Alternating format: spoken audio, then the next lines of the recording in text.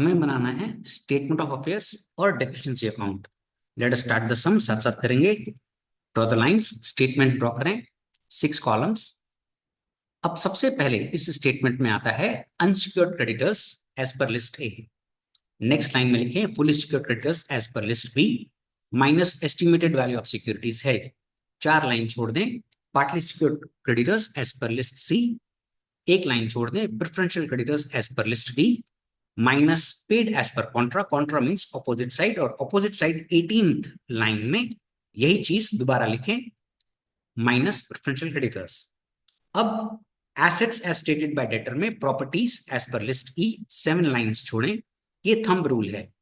फिर book debts as per list F, उसमें good, doubtful, bad. Next line में लिखें bills receivable as per list G. अब ये जो हमने A B C D E F G ये जो लिस्ट बनाई है यहां पर लिखी है वो हमें कंप्यूट करनी है, जिसमें से ए बी सी और डी अलग से शेड्यूल टाइप बनेगा। क्वेश्चन में ये डेटर्स की डिटेल है, शेयर्स की है, ये शेयर्स की है, ये लॉस है, ये मेरा पहला क्रेडिटर है और हमें ये बाइफिकेशन करना है कि ये अनसिक्योर्ड है, फुली सिक्योर्ड है, पार्टली सिक्योर्ड है या प्रेफरेंशियल है।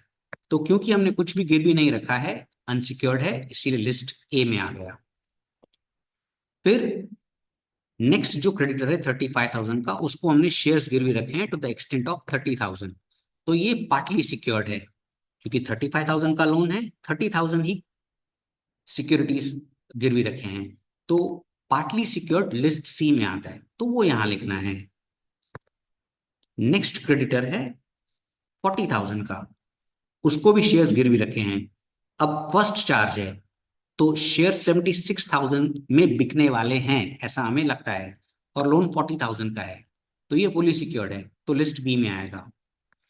शेयर्स ऑफ विपिन लिमिटेड हमने 2 जनों को गिरवी रखे हैं, एक को 40,000 के लोन के अगेंस्ट और एक दूसरे से लोन लिया है 35,000 का, उसको to the extent of 30,000 shares गिरवी रखे हैं। नेक्स्ट है बिल्स पेएबल, अनसिक्योर्ड है, अनसिक्योर्ड में लिखें।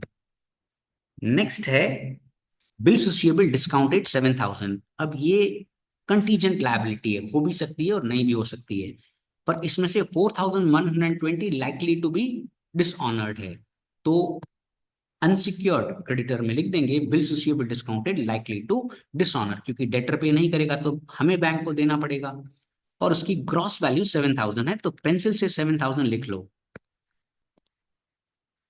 फिर creditors for rent taxes wages 3,000 है, जिसमें से 2,500 प्रेफरेंशियल है, तो प्रेफरेंशियल लिस्ट डी में आता है। 2,500 यहाँ लिखो। टोटल 3,000 है, जिसमें से 2,500 अगर प्रेफरेंशियल है तो 500 अनसिक्योर्ड है, वो यहाँ लिखो। क्वेश्चन आगे रीड करें तो फिर हमारे एसेट्स और ये सब शुरू हो जाते हैं, तो लायबिलिटीज खत्म। अब इन लिस्ट का टोटल करो, 99,620, 40,000, 35,000 एंड 2,500। अब ये टोटल हम स्टेटमेंट में पुट करेंगे। याद रहे एक्सपेक्टेड टू रैंक और ग्रॉस दोनों लिखना है, दोनों में सेम ही वैल्यूज आती हैं, सिर्फ लिस्ट ए को छोड़ के। लिस्ट ए का टोटल 99,620 था, पर उसकी जो ग्रॉस वैल्यू है उसके लिए हमें इनका टोटल करना है।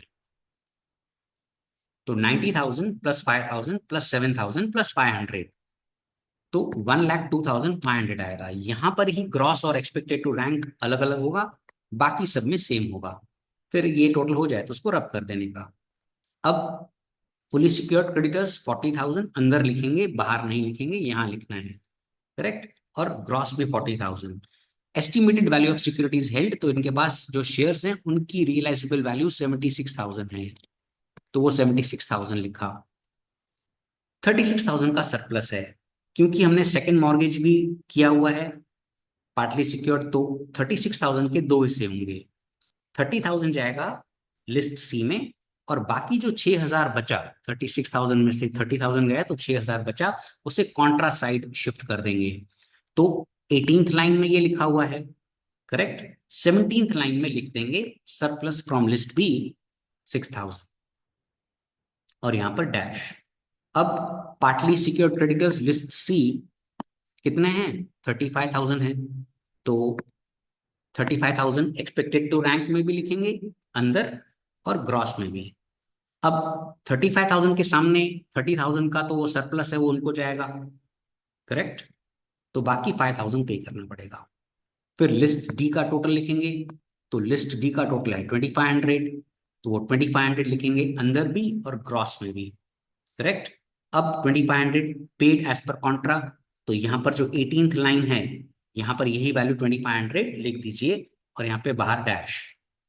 अब प्रॉपर्टीज लिखना शुरू करेंगे। तो प्रॉपर्टीज की डिटेल में सबसे पहले कैश एंड वो सब लिखने का, बाकी फिर आप क्रोनोलॉजी फॉलो कर सकते हैं। जैसे कैश एट बैंक 100 है, कैश एट ऑफिस 20 है, तो cash at bank book value भी 100, एक्सपेक्टेड टू प्रोड्यूस भी 100, कैश इन हैंड 20 रुपया और एक्सपेक्टेड टू प्रोड्यूस भी 20 रुपया। फिर स्टॉक है 38,880 बुक वैल्यू है, पर मिलने का चांस 30,000 ही है, तो स्टॉक 38,880 बुक वैल्यू में 30,000 ही मिलेगा। अब नेक्स्ट बिल्स रिसीवेबल है, तो भाई बिल्स रिसीवेबल यहां आएगा, अग्रीड। बिल्स रिसीवेबल यहां वैल्यू आएगी, तो वो यहां लिखेंगे। अभी पहले हम ये 7 लाइंस को फिल कर देते हैं।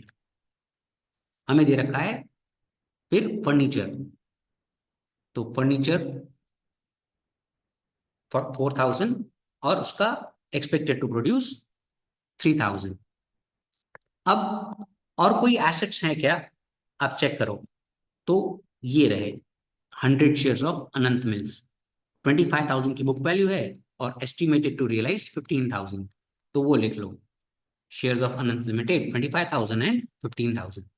अब हम आते हैं book debts as per list F, तो ये रहा गुड 10,000, तो यहाँ पर 10,000 बुक वैल्यू में भी, एक्सपेक्टेड टू प्रोड्यूस में भी। फिर डाउटफुल, तो 30,500 and estimated to produce 20,000। Format है, लर्न कर लो, अच्छा है, मस्त एकदम मार्क्स। फिर बैड 10,000 एंड डैश, क्योंकि कुछ भी नहीं मिलेगा। फिर bills receivable as per list G था, तो बिल्स रिसीवेबल ये रहा 10,000 और expected to realise 7,000, 10,000 and expected to realise 7,000। अब इन सब का टोटल करें, पर ध्यान रखना ये चीज माइनस करनी है, जल्दी जल्दी में एग्जामिनेशन टेंशन में इसको भी प्लस कर देते हैं। याद रहे, देखो ये माइनस की साइन है ना। तो ये आंसर आ गया। अब इसका टोटल करें, ये टोटल इधर जाएगा, इसमें से ये चीज माइनस होगी, जो डिफरेंस आएगा वो deficiency as per list H है। तो अब हमें डेफिशिएंसी अकाउंट बनाना है। तो इसने जब बिजनेस स्टार्ट किया था तो उसका कैपिटल कितना था, अब वो हमारे को यहाँ पे डिटेल दिया गया है। 60,000 का उसका कैपिटल था, तो excess of assets over liability 60,000। अब इस बिजनेस ने कुछ प्रॉफिट्स किए होंगे, कुछ लॉसेस किए होंगे, तो पहले 2 साल प्रॉफिट किए थे, तो वो प्रॉफिट्स लिखेंगे, राइट। अगर लॉसेस हुए हैं तो वो भी लिखना है, तो थर्ड ईयर में उसको 5,000 का लॉस हुआ, तो लॉस सामने आएगा। Net loss of business from start till adjudication 5,000। अब ये जो बंदा इंसॉल्वेंट हो रहा है बाबू भाई पटेल, उसकी कोई इनकम फ्रॉम अदर सोर्सेज है क्या, तो इंटरेस्ट ऑन कैपिटल फर्म से वो चार्ज करता था, मतलब प्रोपराइटर था तो भी इंटरेस्ट ऑन कैपिटल लेता था। तो इंटरेस्ट ऑन कैपिटल बिजनेस का एक्सपेंस है, पर बाबू भाई पटेल की इनकम है, तो इनकम फ्रॉम अदर सोर्स है, टैक्सेशन में पढ़ा है आपने। 3,000 rupees interest on capital is income for Babubhai, expense for business. तो 3,000 for 1 year, for 3 years it is 9,000। तो इनकम फ्रॉम अदर सोर्सेज उसमें इंटरेस्ट ऑन कैपिटल 9,000। ऐसी और कोई भी इनकम हो, जुआ हुआ में जीता हो, तो कोई भी अदर सोर्स की इनकम, वो लिखने का। अब आगे बढ़े तो हमें डिटेल्स दे रखी है उसकी ड्राइंग्स की, विड्रॉवल्स। तो ड्राइंग्स कैपिटल के सामने आएगा, drawings from business 26,000। Next, now the detail gets over. अब हमें इसके लॉसेस और जो भी हैं वो सारी चीजें हमें लिखनी है। तो सबसे पहले इसको लॉस कहाँ हुआ है, तो डेटर्स सबसे बड़ा लॉस होता है कि यार हमारे लोग पैसे खा गए। आप देखिए उसके डेटर्स थे 50,500 के, पर मिलेंगे सिर्फ 30,000, तो उसको सबसे बड़ा लॉस वहां पर हुआ। Book debts as per list F 20,500। अब अदर लॉसेस, अब अदर लॉसेस हर सम में हो ऐसा जरूरी नहीं है, ढूंढने का।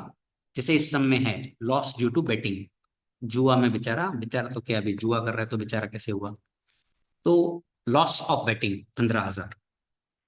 अब realisation loss of assets, assets जो उसने बेचे उसमें उसको रियलाइजेशन लॉस कितना होगा, तो एक एक एसेट का लॉस देखते हैं। यहाँ पे उसको 38,880 का 30,000 ही मिलेगा, तो 8,880 का स्टॉक पर लॉस। फिर